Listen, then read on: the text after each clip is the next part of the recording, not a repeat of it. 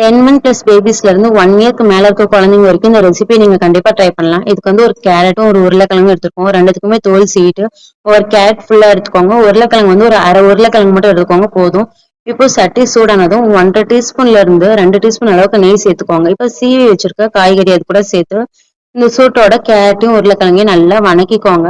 கேரட்டும் உருளைக்கிழங்கும் வந்துட்டு ஓரளவுக்கு நல்லா இந்த சூட்டோட வணங்கினதுக்கு அப்புறம் அதுக்கு ஏத்த அளவுக்கு கொஞ்சமா தண்ணி சேர்த்துக்கோங்க. தண்ணி சேர்த்துட்டு இது கொஞ்சம் லைட்டா கிளறி விட்டுட்டு இதுக்கு கூட தேவையான அளவுக்கு கொஞ்சமா உப்பு சேர்த்துக்கோங்க. கேரட்டும் உருளைக்கிழங்கும் நல்லா வேகணும். அதுக்காக கொஞ்சம் தட்டு போட்டு மூடிட்டு ஒரு 2ல இருந்து 3 டைமா தட்டு எடுத்துட்டு எடுத்துட்டு இது நல்லா கிளறி விடுங்க. இல்லைன்னா அடி பிடிச்சிக்கும். கேரட்டும் உருளைக்கிழங்கும் நல்லா வெந்தாதான் குழந்தைங்க சாப்பிடும்போது நல்லா சாஃப்டா இருக்கும். இப்ப பாத்தீங்கன்னா தெரியும் நல்லா குக் ஆயிடுச்சு. இப்ப இந்த ஸ்டேஜ்ல ரவைக்கு தேவையான அளவுக்கு தண்ணி இதுல வந்து சேர்த்துக்கோங்க. தண்ணி சேர்த்துட்டு ஸ்டவ்வை வந்து கொஞ்சம் ஹை ஃப்ளேம்ல வச்சுட்டு தேவையான அளவுக்கு உப்பும் சேர்த்துக்கோங்க. நம்ம ஏற்கனவே வந்துட்டு உப்பு சேர்த்திருக்கோம் காய்கறி கூட. அதனால தேவையான அளவுக்கு உப்பு சேர்த்துக்கோங்க. இப்போ ரவைய வந்து நம்ம இது கூட போட்டுக்கலாம். தண்ணி கொதிச்சதுக்கு அப்புறம் ரவைய வந்து ஆட் பண்ணுங்க. இப்போ கட்டி இல்லாத அளவுக்கு நல்லா ரவைய கிளறி விட்டுக்கோங்க. இப்போ நீங்க காய்கறி வந்து எந்த அளவுக்கு எடுத்திருக்கீங்களோ அதே ஈக்குவல் குவான்டிட்டில தான் நீங்க ரவையும் எடுக்கணும். அப்பதான் சாப்பிடும்போது அந்த டேஸ்ட் வந்து நமக்கு நல்லா இருக்கும். இப்போ இதை நல்லா கிளறி விடும்போது தண்ணியெல்லாம் வந்து ட்ரை ஆகி நமக்கு சாஃப்டான ஒரு உப்புமா நமக்கு கிடைக்கணும். இது ஓரளவுக்கு திக் ஆகும் போது நீங்க ஸ்டவ்வை வந்துட்டு ஒரு லோ ஃப்ளேம்ல வச்சுக்கோங்க. இல்லைன்னா அடி பிடிச்சுக்கும். அதுக்காக தான் ரொம்ப வர வரன்னு குழந்தைங்களுக்கு செஞ்சு கொடுக்காதீங்க. தண்ணி ட்ரை ஆனதுக்கு அப்புறமேட்டு கூட உப்புமால வந்து கொஞ்சம் சாஃப்ட்னஸ் இருக்கணும். அப்பதான் சாப்பிடறதுக்கு நல்லா இருக்கணும்.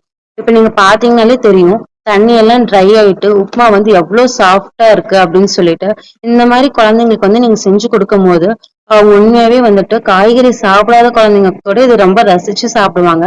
இப்ப இந்த ஸ்டேஜுக்கு வந்ததுக்கு அப்புறம் நம்ம ஸ்டவ் ஆஃப் பண்ணிடலாம். கூடவே வந்து ஒரு முட்டை வச்சுக்கோங்க. எக், உருளைக்கிழங்கு, கேரட்ன்னு சொல்லி நம்ம சேர்த்து கொடுக்கறதுனாலே ரொம்ப ஹெல்தி ரிச் ஃபுட் கூட குழந்தைங்களுக்கு.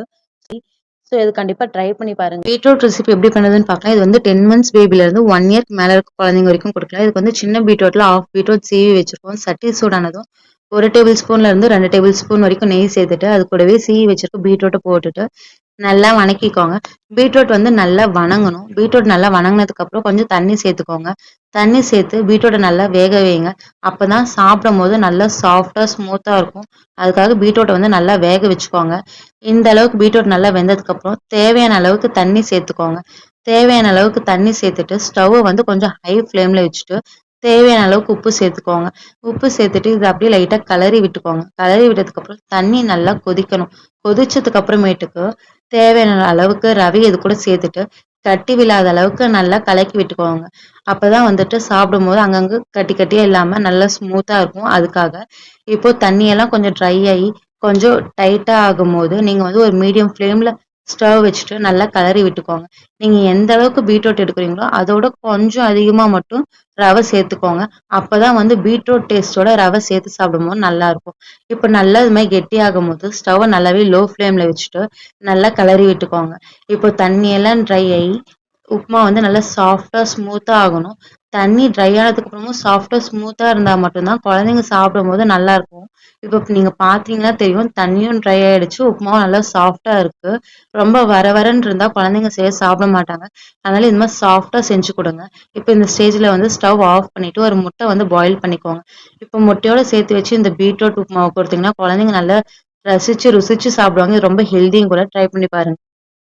ஃபைனலா சிம்பிள் அண்ட் குயிக்கா பண்ணக்கூடிய ஒரு ரெசிபி பார்க்கலாம். இதுக்கு வந்து சட்டி சூடானதும் 1 டேபிள் இல்ல 2 ஸ்பூன் அளவுக்கு நெய் ஊத்திட்டு தேவையான அளவுக்கு ரவை சேர்த்துட்டு அந்த சூட்டோட நல்லா வறுத்துக்கோங்க.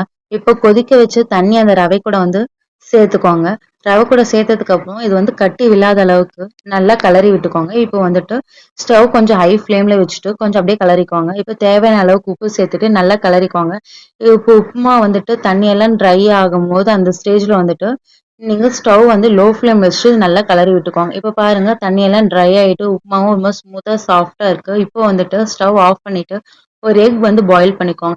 எக் உப்புமாவும் சேர்த்து கொடுக்கும்போது குழந்தைங்க நல்லா சாப்பிடுவாங்க. நம்ம இது வரைக்கும் பார்த்த எல்லாத்துலயுமே எக், கேரட், பீட்ரூட், பொட்டேட்டோன்னு இந்த மாதிரி வெஜிடபிள்ஸும் முட்டையும் வச்சுதான் நம்ம பார்த்துருக்கோம். இந்த மாதிரி சேர்த்து கொடுக்கும்போது குழந்தைங்களோட ஹெல்த், க்ரோத், பிரைன் டெவலப்மெண்ட்க்கு இது ரொம்ப யூஸ்ஃபுல்லா இருக்கும்.